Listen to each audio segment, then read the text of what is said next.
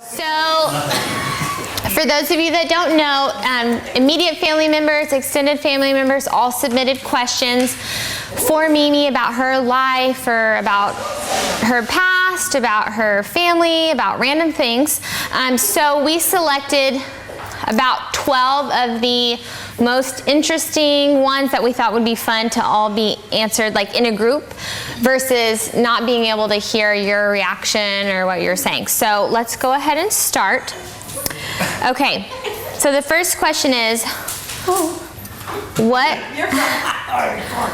Ready? Ready or not? What? It's not hard stuff. What are the 3 biggest world events that you remember happening in your lifetime? Take your time. World events. When Andy was born. Well, the first big the first big world event that I remember was World War II.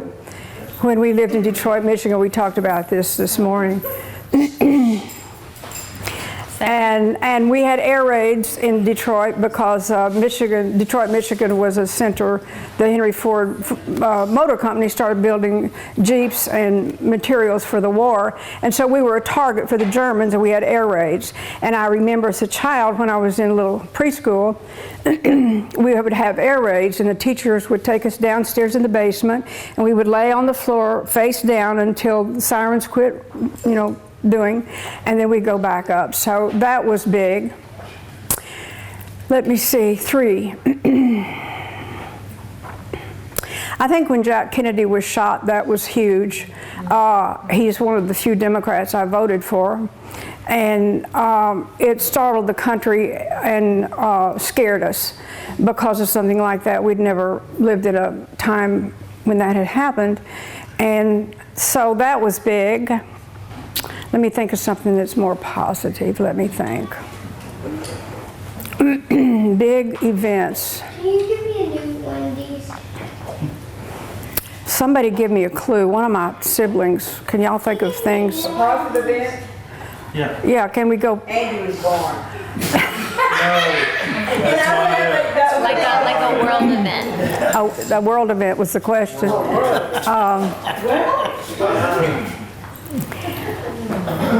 Well, I'll just go back to Pearl Harbor. Those things were real important in my early life, weren't they? We remembered all of that, and Winfield's father and Bowden's father was in the, what do you call that? The Coast Guard Reserve or something. And in Galveston, there were submarines, German submarines were in the waters out there, and his father was one of the wardens that went out and checked all that. So that came pretty close to our lives. And during the war, I told the kids this morning that our little town where we lived in Wharton, the fairgrounds was chosen in that little town to be a prison for captured German soldiers who were prisoners of war, and they lived there in those barracks in the fairgrounds in that little town. So I guess we didn't have any television. We didn't have any, well, all we had was radio. That's it. So growing up, my father, when the president, first Roosevelt and then Truman, made public statements about the wars that were going on, Pearl Harbor, World War II, we would sit down in front of the radio and we had to be quiet and listen to what the president said. So early on, I was touched with that desire to know what was going on in the world. And people who are on my Facebook know that I still do that. But anyway, and our little town was chosen, not said, to be a prison camp, and my father was a physician back then, and our father, and they would bring the prisoners to the clinic at night after the clinic was closed, 2 by 2 prisoners at a time to the clinic, and the doctors would treat them and all kinds of things. They did surgeries on them. They took care of them. No government was involved with anything. Nobody got charged a penny. The German government didn't pay for it, and nobody else did. It was just done for these prisoners. And these were like 19 and 20-year-olds? Yes, they were very young, and Daddy spoke some German, so he did a lot of the interpretation. But anyway, I begged and begged and begged to go see the German prisoners. And so finally, we got in our little Ford car. Becky's in the back seat. Susan, the rest of them weren't born. It was Becky and me. And Becky got in the back seat. Mother and Daddy were in the front. Daddy said, "I'm going to drive by the highway one time." And Becky reminded me today, and he said, "Don't stare." Well, of course, I stared because I wanted. That's why we were there, to see. And so they had built towers, and there were soldiers up there with machine guns and a lot of barbed wire stuff. But it was just barbed wire, so you could see through, and you could see all these men walking around, and it was really interesting to me. I was about, how old was I? About 6 or 7. Anyway, so that was that, and when the war was over, the fathers came home. I'm going to cry. Okay. The fathers came home. This is a small town story. The fathers came home from work in the middle of the day, which nobody ever did that, and came home to tell the families the war is over. And then we started celebrating, and I was old enough to know about the war because I'd been listening to the radio for 4 years. So anyway, it was a very emotional time and a relief for this nation. And I'll tell you one other little story, and then I'm through with this part. Tell them about the parade, your little children. Yeah, well, we went. Daddy came home and told us the war was over, and everybody cried. And the men went and, I remember seeing Daddy with other men in the neighborhood. They went and stood in the vacant lots and smoked cigarettes and talked about the war and smoked cigarettes. And that's what everybody did back then. And the women hugged the children. And then we started a parade around the neighborhood on our bicycles. We had been a part of, we all had American flags. We rolled bandages. I was in the Brownies, and we rolled bandages, and Mother did stuff. Everybody was involved somehow in the war. It was a very national event. So then we all got in the parade thing, and the fire trucks put big American flags on, drove all around town, running the sirens off, and it's a celebration. But the most poignant thing I remember, our house was next door to the German Lutheran Church, and we'd been at war with Germany for 4 years. And the Arndt family, Pastor Arndt was the pastor, and he ran, when he found out the war was over, he ran over to the church, which was behind our house, and started ringing the church bells. And then the rest of the churches joined in town. So it was a huge celebration. And in a small town, you can tell everything that's going on because it's so compact. So that's that. Who, famous or not, would you like to meet from history that has lived in the last 100 years, and why? Well, that's pretty easy. For me, I want to meet Queen Elizabeth II, who's almost 100 years old. I think she's 90-something. Because she, during the war, London was bombed a lot, and they moved her. She was I think she was about 10 or 11 when Doyle, you'll have to compute this for me, I can't remember, but during the war she was a youngster, but they moved the royal family out of London into the country and hid them out, and she began to do a radio show by, what would that be, shortwave maybe, to all the British children to tell them not to be afraid. And that's where that was part of, and she joined whatever they did, the English women over there, to help the soldiers with bandaging, and became like a Red Cross worker as a child, as a preteen. And so I really admire a lot of things about her, and I'd like to meet her. Yeah. Well, Ryan and I can take you if you ever want to go over and make describe your favorite family ritual and tell how you carried it on into your own family. What about like 4th of July? Did you guys still celebrate that with Mom and Dad? Well, we celebrated everything that I ever celebrated growing up. We did. So were holidays a big importance with Mom and Michael and Bowden? Of course they were. They were all. Yeah. But I'm trying to think, I just did the same things with my children that we did growing up. Hanukkah Right. was a tradition. 4th of July. Christmas So do in you our open house. Christmas presents in the morning? Do you guys do like stocking? Christmas morning, we had stocking. We all had to line up in the back of the house before we could go out. Yeah, I had to wait see too. what Santa Claus brought and open the gifts. Our family, we were raised in a denomination, in the Episcopal Church. We always went to Christmas Eve service, and we did that with our children, and that was a huge part of the Christmas celebration, was going to midnight, we called it Mass, it was Christmas Mass. Anyway, I missed that. So we did those things. We did all the holidays the same that we grew up, except after I got born again in 1972. Hope she didn't take away Santa Claus. I decided we weren't going to do Halloween anymore. I didn't want those devils around, so. All right. Full circle. What was your first job? Paying job. What was your first I paying know job? exactly what that was. It was, and I worked every summer in high school at the Agricultural Stabilization and Conservation Office. And I was the planimeter operator. Y'all know what that is? Say it again. What was it? Planimeter. I was an operator of a planimeter. Sure, they created that job for you. And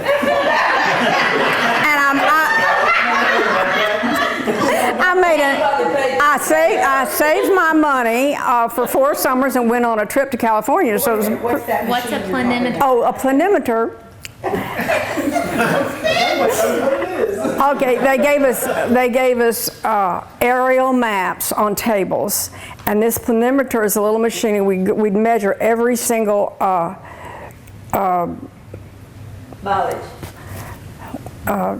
crop. Like the cotton crops, we'd measure the acreage of every farmer in Wharton County. Every single crop, whatever it was, whether it's corn, cotton, or whatever, we would measure and we would compute things, which I don't even remember, but we computed for the government to know how many crops were being planted and what size they were and who they belonged to. Oh, wow. Sounds like a good job for you, honestly. That's what we did. That must have been the old days on mapping. Must have been in the early days of The old mapping days.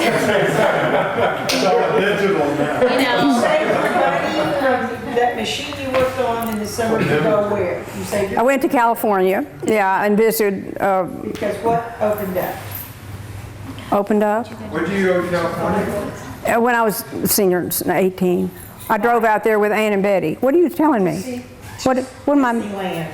Oh, well, Disneyland had just opened. That was the first Disney thing. Yeah. cool. But anyway, we drove out there. It was the first time my parents had allowed me to drive out of the state by, with no grown-ups. So there were 3 of us that drove out there and went to a lot of places, so. All right. What did you want to be when you grew up? When I was young, what did I think I wanted to be? Like, middle school, high school. What did you want to be? I wanted to be a writer. Nonfiction, fiction. And a journalist. Those 2 things, and they go together. Yeah. I was one of the editors of the high school newspaper every year, and I helped edit the Argonaut, is that what y'all call it? Annual year. Yeah. And so I kind of gravitated into that, and I majored in English, y'all know that. And so that's what I wanted to do. And you minored in I did not want to teach, I wanted to write. So. Okay, so this one is, who was your childhood crush? And in parentheses it says Jimmy Hankins. All right. All right. Something about a motorcycle. So I was glad you were going with it because he was the best looking So thing tell us, yeah. He was what? Best looking thing I've ever. Becky was jealous of how fine he was. Tall and blonde and muscular, and you had a motorcycle. tell this story. Well, he and I dated our junior and senior year, and his senior year, we lived on a street that had a long road that drove up to our front door, and you could see a long ways off. And he drove up down this road one day, and he must have called me. We didn't have cell phones, but I somehow knew. I went out in the front yard, and there he was on his motorcycle. He said, "Come on, let's go for a ride." I said, "Oh, yes." And so I got on the back of that thing, and we went on. We were probably gone about an hour, and we came back home down that same road, and I could see all the way down that road my daddy was standing out in the front yard like this with both hands on his hips. And I said, "Oh God, oh, I'm gonna get it." So we drove up in front of the house on the motorcycle, and Daddy said, "Get in the house," to me. He didn't even say anything else but get in the house. And I got in the house, and he told Jimmy to never come back in with that motorcycle and ever pick me up again on a motorcycle. So that's the motorcycle story. Were you popular in high school? What a question. You're 80. You don't have to be humble.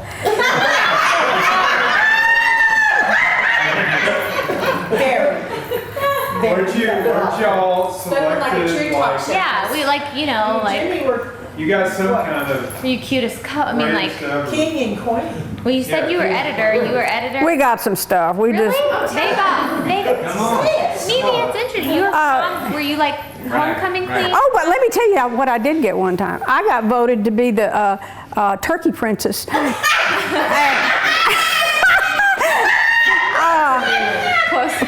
Cuero turkey princess. I rode on a float with a bunch of live turkeys. And you know where Cuero is. And and I had a crown on. And all these turkeys, and I was a turkey princess I was the Wharton County turkey princess. Nice.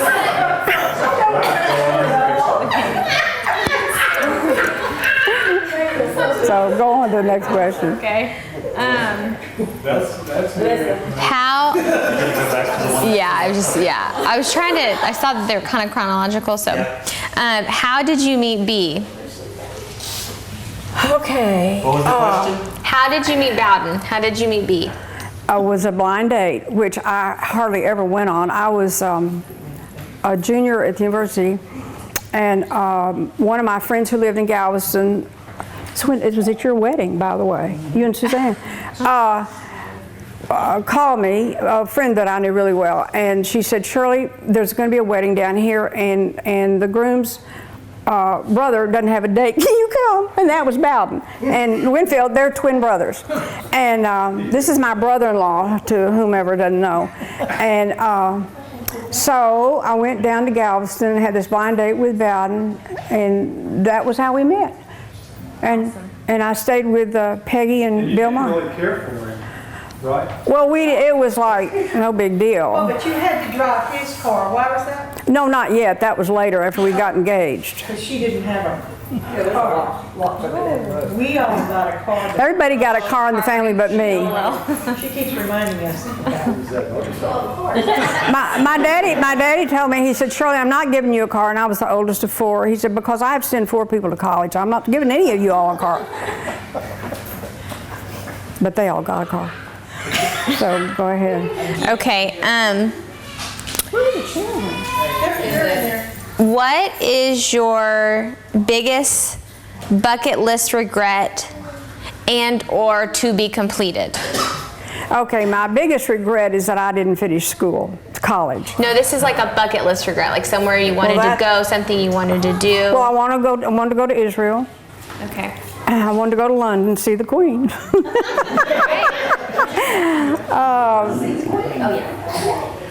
And what else? Let me think. A bucket list of things I really did want to finish school, and I'm still thinking about it. I have 130 hours, you all. I should finish. Yeah, you should. But anyway, Under the grandfather clause. Okay. Do it. the great-grandmother. you're going to help me? I'm doing it. Adam too from another person. Okay. That's a right papers for. What are you most grateful for? Well, I'm most grateful for my family. I'm first of all most grateful for the Lord. And I'm most grateful for the Lord's work in my family, which is very personal to everyone. And the most important thing for me to watch in my family is how everybody grows in the Lord, and even the young ones are getting born again so young. And I can't talk about any more of that. Okay. It's very deep to me, and the older I get, the more family is important to me. Family's always been important, always, and it is for everybody. That's not even unusual. But the older you get, your life becomes smaller in many ways, and so everything that's really important to you are just your family members. So that's it for me. Okay. If you could change the birth order, where would you be and why? Oh, I'd stay right where I am. Have y'all already talked about this? No, it was just questions. Okay, but why? Well, I like to tell people what to do. Because let me tell you what, I am not, Tell us. Tell us. I know what everybody's supposed to be doing before they know it. Let's circle back around to the full knowledge. And they don't always. That's good. That's good. If you could revisit a period of time in your life, what period of time would that be and why? So let me think. Revisit.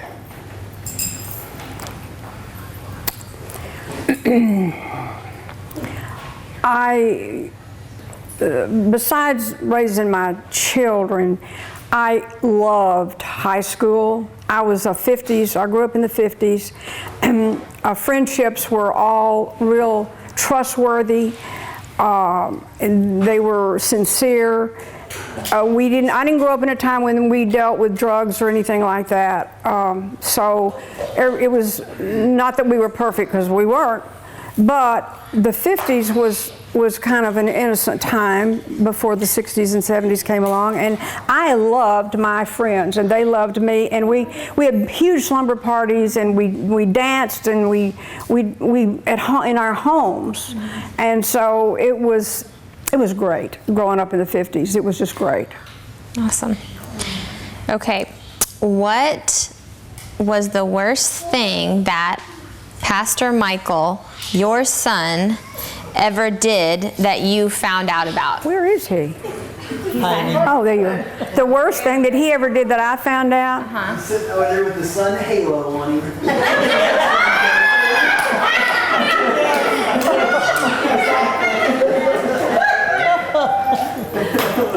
Well, That sun right coming through. Make a little halo. one of the things that irritated me a lot, that he started chewing tobacco when he he had skull, and there was always that round circle in his blue jean pocket, and I wanted him to quit. I just didn't like it, but he didn't do anything else but that, and it was because you were in 4-H and FFA or all of that, and they all did it. And I'll tell you a little side story. So it wasn't your fault either, Dad? But I'm going to tell you a true story, and Michael, you may remember this. This was when you were in high school, and the Lord spoke to me and told me where his skull was hidden. And evidently I'd been praying about it or something. So the Lord told me where it was. Do you remember where I found it? No? You remember that little green chest of drawers? The Holy Ghost said in my heart, he said, go look under the left-hand back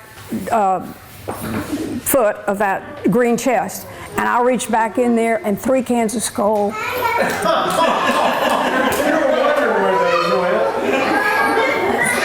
So let me tell you what else happened. So I asked the Lord, I said, okay, I've got these 3 cans of Skol, and Bowden had told me to lay off of him about that. He said, don't bug him on that stuff, he'll quit eventually. So I had these 3 cans of Skol. Well, what do I do with it now? Because the Lord showed me where it was. So the Lord said again, and y'all know I'm just telling you things, I'm not hearing audible voices, but I just knew this is what to do.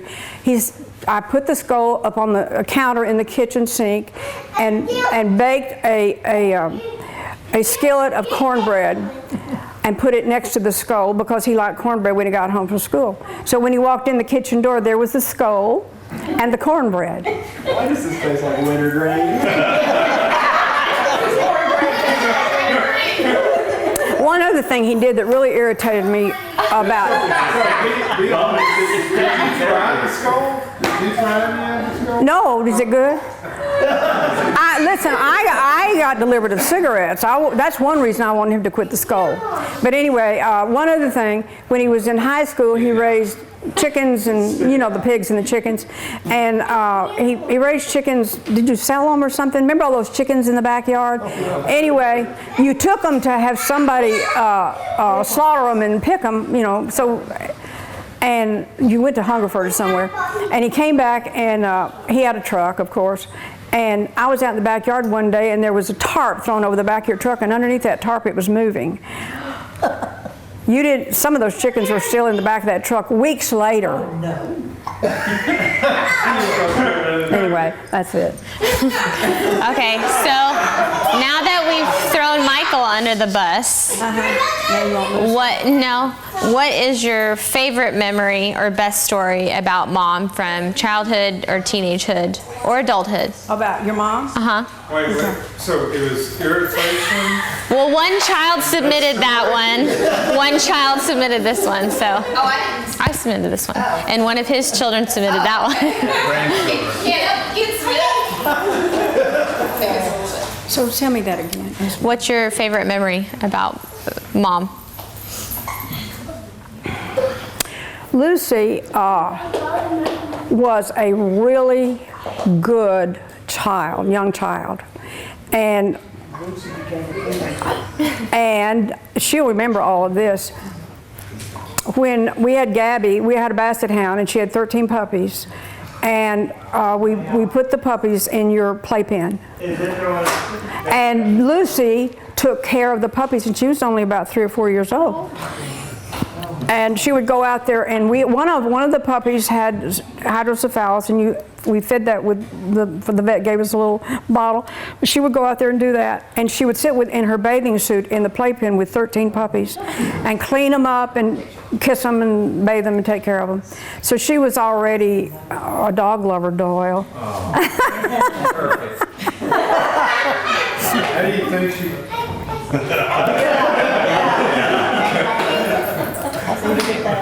Okay. Well, that concludes good. our questions. Oh, I don't have that. But we're going to play one more miniature game, and is it called popcorn? Babe, what's the word association? Okay, so we're going to play a game called popcorn. So it's word association. So, for example, and anyone can shout out a word, and she has to associate a word with the word, a synonym to her. So, like if I said, you know, I don't know, Rockport, you'd say... What's the first one that comes Duh. Yeah, or like good memories or whatever. So if anybody wants to, one word. So if anybody wants to like start, you can. It's just popcorn. So you can speak out a turn. Galveston. It's just one word. Water. Wharton. Cotton.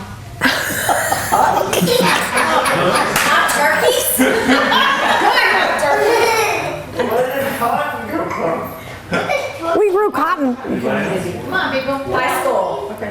High school, Danzig. Worldwide Harvest Foods.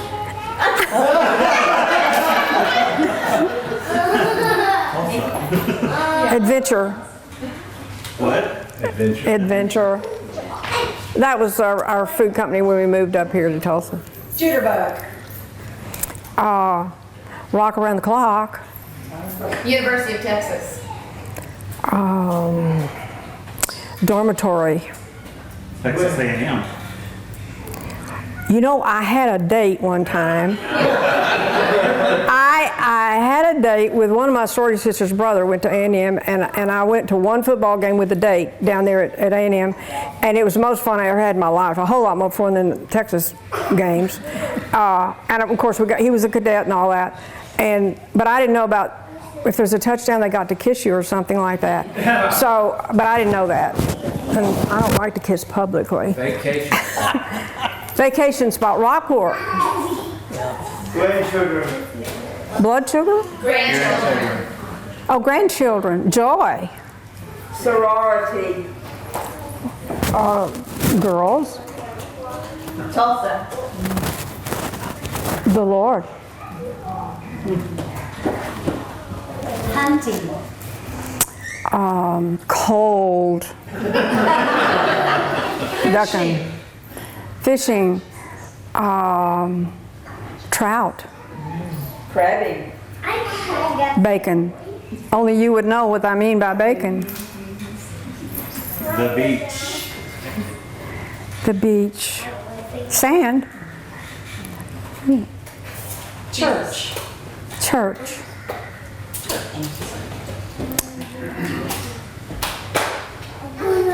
First thing that comes There's so many things. Church. Pastor. Pastor. Pastor's wife.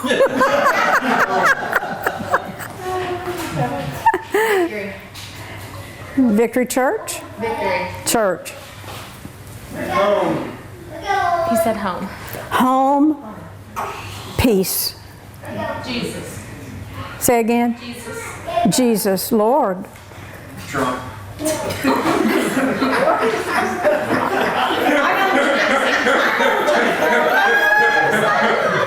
Trump in the Lord.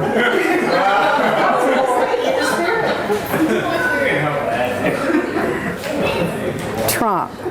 Okay, I think the last thing we're going to do is if anyone wants to share a special story, quick story, special memory, anything that they want to share about. I don't think I can say it. When they got saved, she got filled with the Holy Spirit. I love the story because she went to Mimo's house. Just because she got saved and filled with the Holy Spirit, she went to tell her mom, Mimo, which is my grandmother. And I guess we were still Episcopalian. So my mom had read about getting filled with the Holy Spirit. And so I love the story because she said, to me it takes down all the walls within the church, but we went and got wine out of the kitchen. I brought the whole bottle. I just love it because to me it's just, So innocent. well, it just, come on. I think it's the way to do it. And she took the bottle of wine and she climbed up on my grandmother's bed. My grandmother was about my height, big tall bed. And they had a whole bottle of wine. And she poured the wine into her cup and into my grandmother's cup and said, what did you say? Well, we were talking about the baptism of the Holy Ghost, and I read her some scriptures, and I said, now when I lay hands on you, but we'd been happening a little, and They got loosened up. and I said, when I lay hands on you, Jesus is going to baptize you in the Holy Ghost, and you're going to speak in tongues.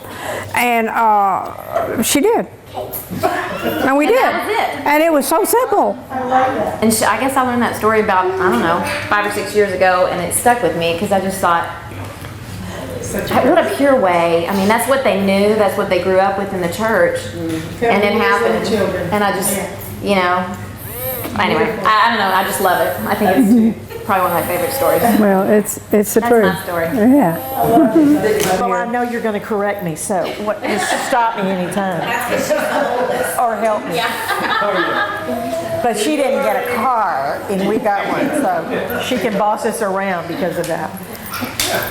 when Mother and Daddy frequently, as we were growing up, would leave town and go to medical meetings, and she always was the babysitter until she left for college. But and she babysat some too, but I was afraid of Becky.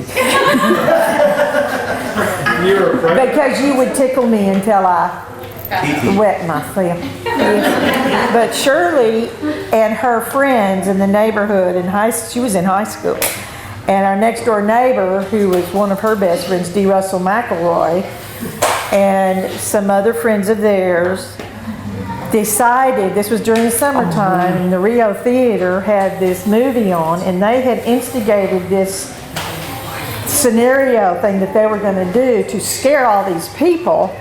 And it was, they set me up in the car with them, and they drove down to the Rio Theater, and her friend Dee Russell dressed up in a trench coat and one of those old-fashioned hats, zoot suit hats, pulled it down over him, and then my job was, they opened the door, let me out to get in line to go to the picture show with everybody else, and had me go stand in line by myself, which I had to do. And then the car drove around, and then, am I telling it right? Then Dee Russell jumped out of the car and ran into the line of people and grabbed me and picked me up, and I'm kicking and I'm screaming, help, help, help, help, and threw me into the car, and the car whizzed off and drove off. Then do you remember what happened after that? They drove around with ketchup in the back, in the trunk of the car. In the trunk of the car. We thought nobody in town noticed it until... One of the boys got into the trunk of the car, and they had ketchup on there with an arm hanging out with ketchup dripping down and all over the back of the car. And finally we got I don't remember what happened to me, but they made me get down on the floorboard of the car the whole time. And so they got stopped by, who was the police chief? I don't remember. Yes, it was Buckshot Lane. Okay. And they stopped, and I don't know what happened after that, but that was a big laugh that they had been having people drive over to the police department to tell them this child had been kidnapped in front of the Rio Theater, and all these people were just in a panic. Imagine trying to do something like that today. And you and Dee Russell instigated. Oh no, I didn't. Yes, you did too. Yes, of course you did. You used your little sister to do it. So there's one of my memories. That's great. Okay. I was just going to say that I loved, from about 10 years old on, Mimi and Bee were in Tulsa permanently, and I had never had grandparents that were in Tulsa permanently. It was just a Hutch and I, so it was a small family, and so it was just such a blessing to have you and Bee so involved in our lives every step of the way. I think one of my favorite things about Mimi is her creativity to do fun things with simple things. Like, I remember they were living with Kay and Charles, some of their best friends, for a while. And one of my favorite things to do, and Mom and Dad probably loved it, is I would go spend the night with Mimi and Bee for the weekend. And I felt like, in my mind, I know it was just their big backyard, but in my mind, there was a forest out there. And you and I would just go through this magical forest, and we would find sticks and leaves and acorns. And I love to draw. And so we'd go back, and you kind of lived in one wing, and we would paint faces on the acorns. Yes. And then we would create stories with the acorns. And you would keep shoe boxes, and we'd make little like houses and little beds with all these like woodland creatures and animals. And I just want to say thank you for keeping that, or help bringing that creativity to life in me. And also a few other favorite things is, one of my favorite things to do with Mimi and Bee was we'd go to Hakey Creek on Saturday morning, which is a park here in town. Bee knew my love of chocolate glazed donuts, and so we'd get chocolate glazed donuts, we'd eat them on the park bench, and then we would walk around the gravel all together. And it was just really special. I just felt very loved and very taken care of, and it was just such a special period in my life to be able to have you guys, and I loved going over to their house in middle school, and some of my favorite, I just felt, you just treated me so well. You and B always just treated me so well and made me feel like a princess. You know, you guys would make like, you know, hot dogs and French toast, and then you'd go take me to go do something. So thank you for always being such a central part of my life and always showing up. You know, you and B never missed a sporting game when I was in high school, and you know, B was my greatest cheerleader and all that, and probably made me feel like I could be in the WNBA, even though I could not be in the WNBA. But anyway, thank you for always showing up and instilling creativity in me, and just, you know, all of our, you and I would just spend fun time in your bedroom just talking and writing and being creative and being imaginative, and you know, it was just a really special time. So thank you. Thank Love you. you. Love you, sweetheart. Thank you. So Alyssa was a little baby, and I don't know, I was pretty hyperactive, and Bowden, you know, he liked sports as well, and so I was at, I don't know, the grocery store, and I saw this little plastic bat and wiffle ball. I thought, that'd be fun, Bowden and I can play. And so I bought it, and I don't know if you guys have ever like thrown a wiffle ball, but I mean, you can throw some just crazy junk with a wiffle ball, and so Bowden and I were out in the driveway, you know, pitching each other and laughing at each other and you know, trying to strike each other out. And so we're out there trading off, and Shirley walks out. She goes, "What are you guys doing?" I'm like, "Yeah, we're doing wiffle ball." She goes, "Well, I can do that." I'm like, "Okay." And so she gets up there with this bat, and I'm just throwing all sorts of junk. She's like, whack, whack. I mean, she could actually do it better than Bowden and I could. I have no recollection of that at all. You don't remember But that? I'm glad I won. Yeah, I mean, she was good. She was awesome. I guess. All right.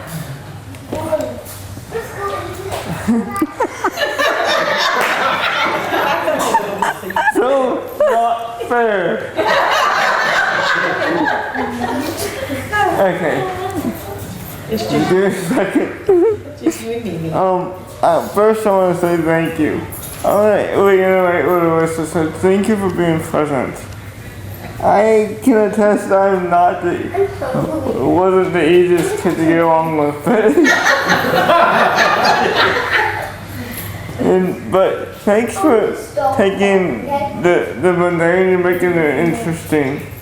The mundane. Yeah, and you always help me with all my crazy research. Yeah? And I want from this, and thank you for always, okay, this story involves me too. I remember every Friday night, what was it, Saturday, it kind of passed away to be turned about. I went over there with steaks, and I remember talking about, you know, all this crazy stuff in the Bible and having you explain it over me doing shining silver or cracking pecans. Cracking pecans, yeah. At the table. Yeah, and I always have questions that you seem for some reason to answer. If I had a question about the Bible, you knew it. If you didn't know it, you knew where to look. Yeah. And I want to thank you for always helping me to grow and push myself beyond myself. Yeah.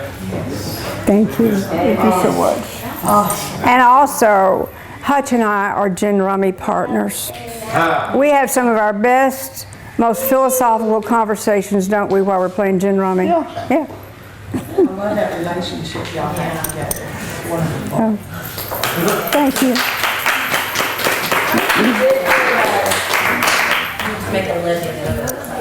I always loved going to Galveston, and you made it a ton of fun. And I always got to go there during the summer, and I would go for a number of weeks. And we were talking earlier about all of the cool things that, you know, the food was always important. I know it's hard for everybody to believe. Food was critical. And so we had a deli food that we would go to, and you would always take me down to the beach, and we'd go to the Jack Tar hotel and stay there. And Swim.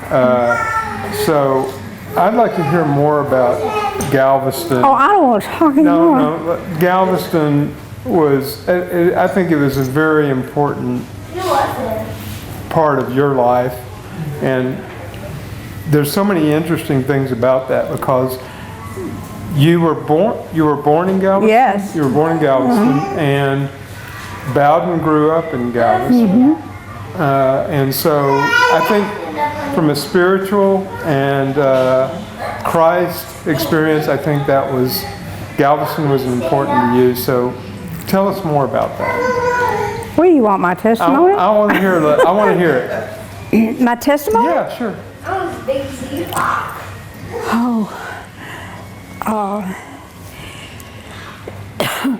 Episcopal Church in Galveston. Winfield knows all of this. Winfield almost has the same testimony.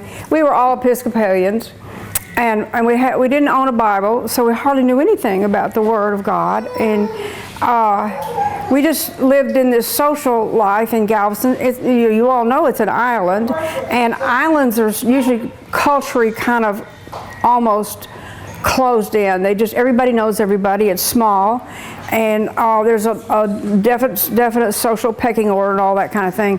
And I got to a point I just got sick of it, and so I don't know. Well, okay, so when you think about God and the things that you don't have control of, but I know control is important to you. But when you think about Galveston, I think about the spiritual experience of everything that led you and Bowden to Christ, and how important. I think Galveston was critical and part of the whole Christ experience. So, well, those of you who know any history of the charismatic renewal, and that was in the Oral Roberts was back in the healing ministry and all of that, Brother Hagin, and finally the things came. They drifted into our little island in Galveston, and it came into the Episcopal Church mainline denomination. Who would have thought? And so Bowden and I were ready. We were ripe for God, but we didn't know that. So, you want me to tell about the weekend? Yep. Okay. And here's what he wants. There was a weekend retreat that our Episcopal Church sponsored, and the nosebleed especially. Yeah. Okay. Well, anyway, our priest is, we Episcopalians call our pastor a priest, and we call him Father. So he said there'll be no altar calls. We're not doing that for this weekend, but they can do anything else, because Episcopalians don't have altar calls because they just don't. This is a high church. You just have, the only time you go up to the altar is for communion or if you're getting married. So anyway, we had instructions, and they had this group of people that came from all over the United States, and homes were open to be the hosts for these people, and I opened our home to be a host home. And Bowden said, I'm not doing it, I'm going to on a dove hunt, and I'm not staying home. The opening of dove season. It was open in September. And I said, well, go on, but I'm having it. So I opened our home, and I got the food in there, and these about 25 people showed up at my house. These are all Episcopalians. And this couple came from Rome, Georgia. She was an opera singer in the Atlanta. Georgia. Rome. What did I say? You said Rome. Anyway, they came. I want to try to shorten this, to give their testimony. Well, in the Episcopal Church, we don't know what testimonies are. We don't do that because we don't know how to do that. So they came and sat down in my living room, and there's about 25 people, all Episcopalians. We don't know what's getting ready to happen. This couple began to tell us about Jesus. Simple testimonies about he was their friend and how he'd helped them through their lives as a real relationship, not just a stained glass window. Well, anyway, and at the end, they prayed over us, and that was it, and they left. And I closed the door, and all these people filed out, and I closed the door. I turned around and looked at Bowden, and I said, I believe every word they said. Do you? And He said yes. he said, yes, I believe every word they said. And they told us about Jesus for the first time. So, He was there. Yes. He didn't go in the duff hunt. no, he ended up, didn't go on he the didn't go. duck hunt. His guns were out upstairs, his boots and everything was ready, and he came down to the meeting. He didn't go. That's how strong Jesus was. Yes, it was, and the Lord just compelled him. But anyway, so the rest of the weekend was filled with a lot of other things at the church, and So they had you had a service, and this preacher that said that nobody can come up for the altar call. yeah, got a nosebleed, and it was so he never would quit. They had to take him by ambulance to the hospital. He went to So he couldn't Johnson, preach. so he couldn't preach, and he couldn't stop the altar Couldn't call be because he wasn't for there. that week. I'm telling you, the Lord did it all. So, Lots of restrictions on that. so I'm not they, going to kill the guy. I'm just going to give him a nosebleed. So he didn't show up for any meetings, and the Lord just moved. And Bowden and I, the altar call was like There this. was an altar call. Yes. The altar call by the nosebleed was not allowed. It's not happening. But then the nosebleed happened, and the altar call happened. You're right. Okay, continue. I love it. Anyway, Bowden and I both went up. They opened the altar. This couple, no, we don't know any of these people. They're Baptists, they're Methodists, they're Lutherans, they're charismatics from all mainline denominations. They're not Episcopalians, Catholics.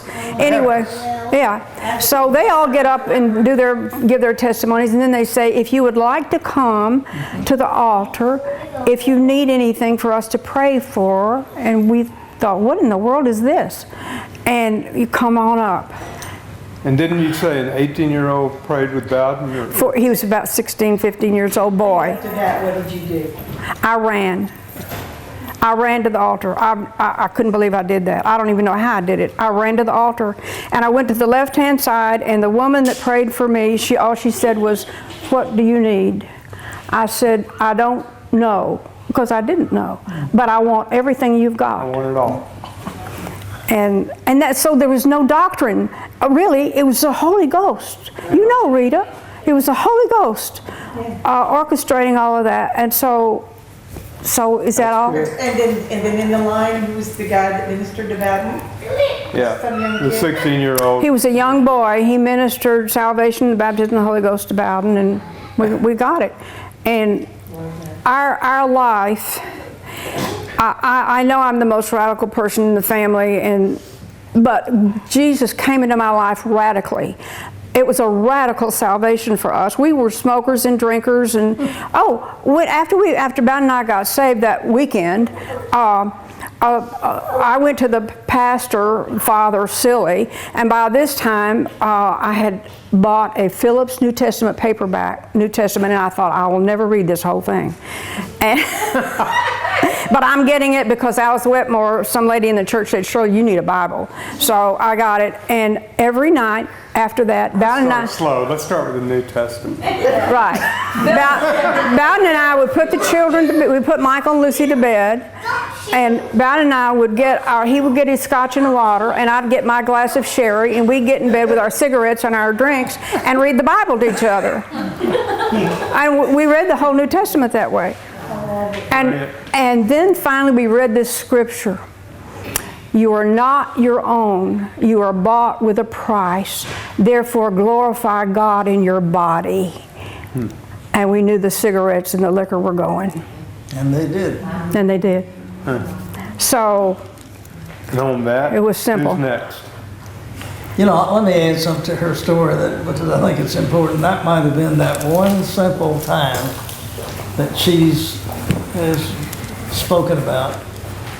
Really, when I totally was unsaved and thought when Bowden called and, I could tell there was a change, I said, I got to go somewhere, and I hung up. Because it scared me. I thought he was going crazy. And this was not necessarily unusual, but it really, that night I could barely sleep at all. Because I knew something very radical had changed, and I wasn't saved at that time. And it's interesting as you look back in time and see how things changed. Shortly after that, I had started a new business, and I had to go down. I didn't have to, but I did. And I took out an extremely large life insurance policy in case I should fail. And I remember shortly after that, when the policy was okay, I went in for a routine checkup at the hospital. And my heart, my liver, and my kidneys were gone. And I was in my 30s. Back then, there was no real answer to that. Well, you know, when you're confronted with a situation that is completely out of your hands, you're going to do something, and it's probably going to be pretty radical. But I didn't know what to do. I didn't know where to turn. All my family was not really saved. Shirley and Bowden had just gotten that way. But I did not know where to go, and at that point, I knew I needed to talk to someone, didn't know who. Lo and behold, the following morning, I was in the hospital and finishing up those tests, and a Catholic priest came into the room. Oh, wow. By the name of Father Montadon. Some of you all know him. Most unusual priest I ever knew in my life. He was a very handsome man, very articulate, and just as down to earth as anyone. And I'd always been a little bit prejudiced against the Catholics. And he sat down, I got to know him, he became one of the best friends I had. Wow. And we hunted together. In fact, your mom and dad, knew him well. I took him up to Wharton, and we sat there many evenings talking. And Vernon thought the world of it too. And we'd leave there about 10 after. I didn't know, but the angel would get us home, and that was the only way we were going to get there. But it's interesting as I look back in life and see how events line up, that you had really nothing to do that you could think of, and yet they were a turning point in your life. And Bowden and I were very close, but very competitive. And I think if it hadn't have been for a situation of an illness, I don't know that I'd ever seen the change in y'all that, really happened. When it did, it was certainly changed my life. And from there to others to others and others. And that's always stayed with me, because it takes something that's out of your control. If you can do it, then I really believe it's a very difficult thing for God to come into your life. You think you can do it, and that's it. And I believe that most of my life. And except when I got in that day, and a good friend of mine, some of y'all would know him, he's gone to heaven now, but Billy Marr was a physician down there, and one of my closest friends. We hunted together and so forth. And he was the one that insisted that I come in the hospital and get a checkup. I did, and I remember I can see it. This was probably 50 years ago, I guess now. And I remember in the morning he came in and he took off his glasses and moved my feet on the end of the bed and sat down. And he said, "We need to talk." And I knew something was wrong. And he began to tell me. He just came out and said, "Look, get your affairs in order." I said, "Whatever, what's wrong with you?" And he said, "No, you do it, and do it now." He said, your heart, your liver, or your kidneys are gone. There's not a thing we can do. And boy, if you think that doesn't ring along in your head, it does. And then you got some real decisions to make. And fortunately, I was close enough to Bowden and Shirley both where their effect in life really had a major effect in mine. Because other than that, I probably would have gone on home. I feel almost certain I would have. There was nothing they could do. I mean, back then. Which home would you have gone to? I beg your pardon? Which home would you have gone to? which way would you have gone? Yeah, and there has to be a starting place to everything. And for me, that was a starting place. And when I got in there, when it dawned on me, look, you're young. Frankly, my marriage was not a happy one, and the kids were young and very young, and I mean, I had to get some answers and get them fast. And one night I finally just in a hospital, I don't know if they still do it, I haven't been in one in a long time, but the bed faces the door that leads to the hall, and there's a light that runs right above it, and the nurse can open the door, take a look in and see, and then go. I remember for the first time in my life, I used to say the Lord's Prayer and the Creed. That's the only thing I knew. And that night I stopped and I said, Lord, I don't really even know if you're there. But if you are, then I want you to know I'll hear whatever you tell me right now. And so help me, it was as close to an audible voice as anything I've ever heard in my life. And I looked to the door and I went off to the left and looked over and I saw a man standing there. Scared the utter reject. I thought I had died. And I knew what was going to happen. I kept looking at him, I thought, that looks just like Jesus. That scared me even more. And then he started walking right to the bed. Moved my feet over and sat down on the end. How long that went on, I don't know. It was over an hour, that much I do know. But that was the change. At that point, I got healed totally. Did you? That's good. And it was just, the whole thing was just, but my life, I knew there was a supernatural. I knew Jesus was alive. Yes. And I thought, enough of this, what I had heard before, just, he's a great man and so forth and so on. But that was the starting point. Now, I really think we've got to build on that. But God is there, and He's real. That's the most important thing. And that was my start. There were a lot of ups and downs after that, but you've got to have a starting place. And once that's in here, for me, once I knew Jesus was Jesus, then I didn't care what a person thought. It made little to no difference to me at all. But I look back now, that really was 50 years ago, and I thought, my. So that was simultaneously with Shirley and Bowden's experience with getting born again? Yeah. But I knew when either that night or the next day, whenever I talked to y'all, I knew something drastically had happened. I could tell them. I knew it was real. I knew something. Well, I couldn't wait to get over there and find out, and did. And then I still was, with a lot of skepticism to be honest. But I knew it was real, and that got me on a path of starting. Then changed your life forever. Yeah, and it really did, and it changed a lot of people because you tell someone to change, and then down it goes and goes and goes, and that it was interesting and how funny it got because I got a call from Pat Robinson one day. And he had heard about it. And I knew Pat, but, and he said, would you come up? We'd love to have you just have another cleaning video. Yeah. And I said, well, let me pray about it, which I knew it was going to do, but, but I learned to start trying to put it down and find out what he said. And that was the thing.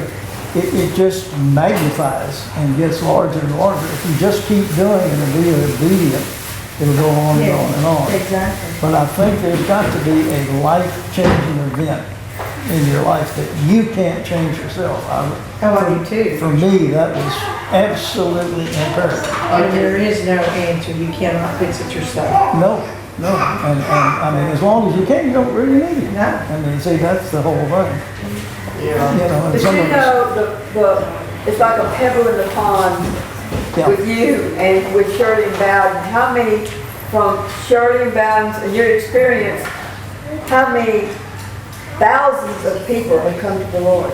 Start with the Wharton and our family alone, and then who we brought to the Lord, and then who they have brought to the Lord. That's right. And it started with you too, in our family, and you and your family. Well, see, that's just how it goes on, and it's just like passing the baton, and you just keep on doing it, and it's. But the thing is, when you know something's real, you'll pursue it. Right. And up to that point, I just wasn't totally certain. A lot of religion involved. Happy birthday to you. Happy birthday, dear Shirley. Happy birthday to you. Hey. Hello. Everybody loves. Smoke up your nose. Where's Graham? Well, happy birthday. Well, thank you. Birthday. Oh, now we can have cake. Again. Hold up back and we're gonna do pictures real quick. Don't blow them out, bro. Don't blow them out. We're gonna get a picture. That's me.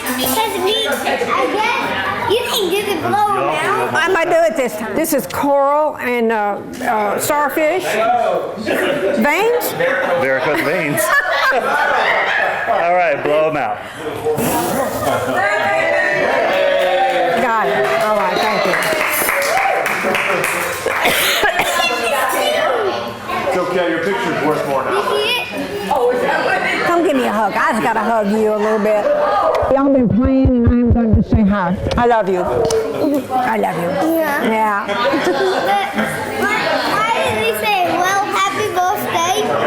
Why did he say happy birthday? That guy, you're going to get the first one. I'm gonna get it, the first? Okay. Over there in the morning.